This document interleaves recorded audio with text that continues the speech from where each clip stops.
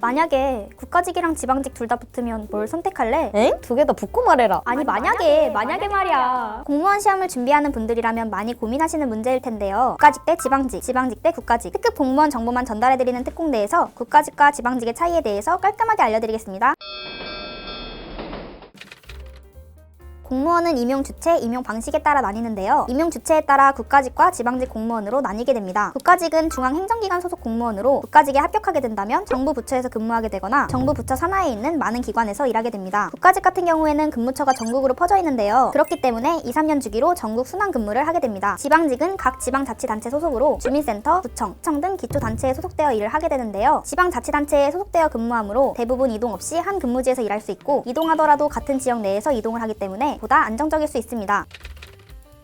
국가직과 지방직은 임용 주체에 따라 달라진다고 하지만 또 다른 차이점은 응시 자격에 있는데요. 국가직의 경우 거주지에 상관없이 전국의 모든 수험생들이 지원해서 시험을 치를 수 있지만 지방직의 경우 지방자치단체에서 임용을 하기 때문에 거주지 제한이 있습니다. 그 지역에서 살고 있다고 무조건 응시할 수 있는 것이 아니라는 말인데요. 거주지 제한 요건으로는 두 가지 원칙이 있습니다. 첫 번째 현 주소지 원칙은 시험 당해 연도 1월 1일 이전부터 최종 시험 예정일까지 계속하여 응시하는 지역에 주민등록상 주소지를 등록하고 있어야 하고, 두 번째 3년 거주 원칙은 현재 살고 있는 지역이 응시하는 지역이 아니더라도 시험 당해 연도 1월 1일 이전까지 응시하려는 지역에 주민등록상 주소지를 둔 기간을 모두 합산해서 3년 이상인 경우에 응시할 수 있다는 건데요. 3년 거주 원칙은 연속해서 3년을 거주하지 않아도 합산해서 인정된다고 합니다. 그리고 서울시의 경우에는 지방직 시험과 같은 날에 진행되지만 거주지 제한이 없는데요. 그래서 연고지와 서울시 중에 어느 곳으로 지원할지 고민하시는 분들이 정말 많을 것 같습니다. 서울시가 평균적으로 선발 인원이 많기 때문에 내 연고지가 선발 인원이 적을 경우 서울시로 지원하는 것이 좋은 전략이 될 수도 있는데요. 서울시가 평균적으로 선발 인원이 많긴 하지만 그만큼 응시 인원도 많기 때문에 경쟁률과 합격선이 평균적으로 더 높을 수도 있으니 그 점 참고하셔서 지원하시길 바랍니다.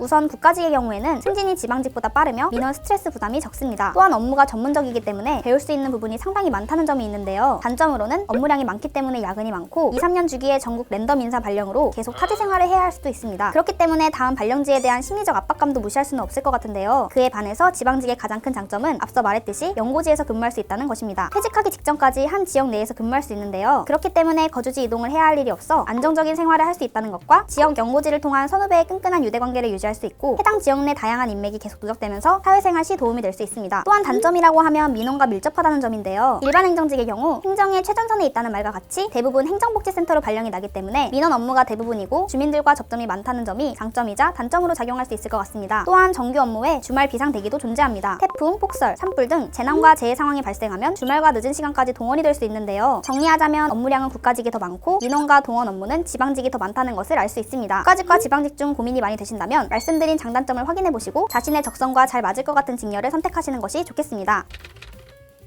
그렇다면 국가직과 지방직은 연봉이 다를까요? 공무원법에 따라 급수와 호봉이 같지만 각종 수당과 하는 일에 따라 급여 차이가 있습니다. 복지 포인트도 차이가 있는데요. 지방직이 국가직보다 평균적으로 복지 포인트가 더 많다고 합니다. 지역에 따라서 조금 차이가 있을 수도 있는 점은 참고 바랍니다. 더 자세한 공무원 연봉, 수당, 복지가 궁금하시다면 우측 상단의 특공대 2탄 영상을 확인해주세요.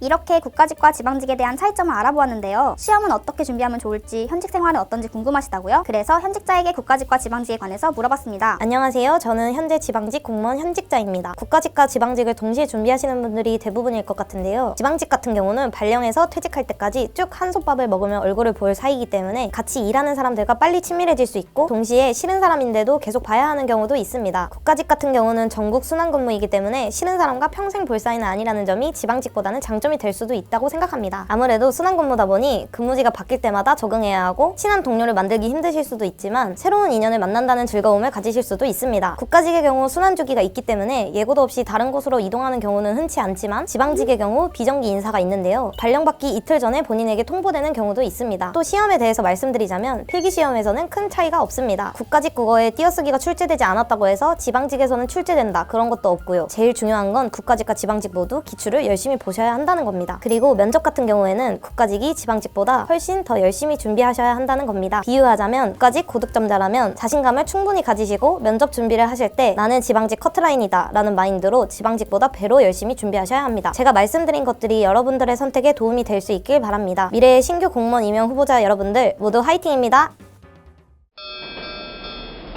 오늘 전해드릴 특급 정보는 여기까지입니다. 여러분은 국가직 대 지방직 어떤 것을 선택하실 건가요? 여러분의 의견을 댓글로 알려주세요. 이번 영상도 큰 도움이 되셨길 바라면서 특공대는 또 다른 특급 정보를 가지고 돌아오겠습니다. 안녕.